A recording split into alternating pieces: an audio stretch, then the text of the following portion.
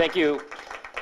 It is always fun to be here in a familiar place with familiar faces. I think many of you know me and my background. I was in the House 3 terms. Before that, I was a journalist at KATU for 16 years. You know my rants about tax reform and the need to make health care more affordable. Today, if you'll forgive me, I want to depart from the sort of the customary place where we tend to, especially incumbents, brag about what we've done and promise what we'll do next. And I want to talk to you about the other side of what legislators do when they're not voting or down in the cauldron of a legislative session, and it has to do with what we call in the business constituent work. And it is sometimes a lonely road. I liken the legislative service to lonely roads and busy intersections. And of course, in an election, we've got a busy intersection. But I was on a particularly long strip of lonely road about 1.5 years ago in the final term of my House term, and I got a phone call from a woman named Linda, and she was very upset. She was distraught. She said, "I'm being kicked out of my apartment. I have a disabled son, and I don't know what to do. I've called everyone. I've called the state. I've called the city. I've called the housing authority, and now I'm down to you." And you learn where you are in the pecking order in this situation. She even said she talked to a lawyer who told her that she had no choice but to leave. And so it's really not uncommon to get those kinds of calls. Usually, though, they have to do with some economic circumstance. Someone was laid off from their job, or there's a divorce or something. And so I asked her about these things, and I said, "Linda, are you making your rent?" "Of course. We pay on the first of the month, sometimes even earlier." I said, "Well, do you stay up all night and blast your stereo?" "Gosh, no," she said. "We're quiet as church mice." "Then why do you think they want you to leave?" And she said, "That's the thing. We don't understand what it is. My son is disabled, and sometimes he has a wheelchair, and maybe they don't want that on the property. We have a handicapped access unit. It's bigger than the other apartments. Maybe they want the unit back. We just don't know." So I promised to call the landlord, in this case, the property management firm. And I remember that conversation like it was this morning. I talked to a woman whose personality I would describe as perky. And she said, "Yes, it's true. We're not going to renew Linda's lease. And she does have to leave by the end of the month, a few weeks away."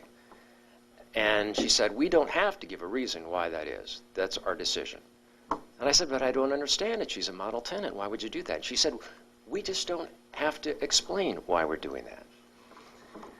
So I said, "You know, I might call my friends in the news business, because they would love to write a story about this and quote you on what you just told me about this. But before I do this, I would really sincerely ask you to reconsider your decision." She paused and said she'll call me back. The next day, a man from Seattle called from the investment group that owned the apartments and said, "I know what this may look like, but we have lots of properties, and we don't second-guess our management teams. And you can't give me any reasons to change policies." And I said, "Yes, I can. I can give you 2 reasons. Number 1, kicking a lady and her disabled out onto the streets is just about the lousiest thing someone could ever do. And 2, this is discrimination, and that's a violation of our federal civil rights law." Well, there was a pause, and he said he'll call me back. The next day, the woman with the perky personality called. She said, "We decided to renew Linda's lease." I said, "Thank you, thank you, thank you. She is going to be thrilled. This is wonderful news." And then the lady said, "Now, there will be a rent increase." And I said, "Oh, okay. Now, is everyone going to get their rent increased, or just her?" Well, there was a pause, and she said she'll call me back. She called back the next day to tell me Linda's lease will be renewed and she'll be paying the same rent as before. And when this happens, this is absolutely the best part of this job. And as a bonus, I made 2 new friends, Linda Rutmutkin and her son Chad. They're here today in this front row. You might want to say hello to them.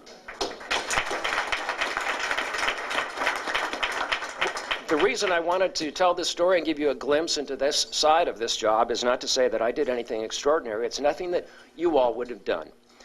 I just did my job. And the thing that probably is extraordinary is that in my experience, most of the time, this system works. When someone in our community is treated unfairly, and when they contact their government representative and that person does their job, the system works. And it works because it is underpinned by a very simple principle that we have in this country, and that is that no one is better than anyone else. A rich man is no better than anyone who has money. Someone who lives in a mansion is no better than someone who rents an apartment. And someone who doesn't need a wheelchair is no better than someone who does. Thank you.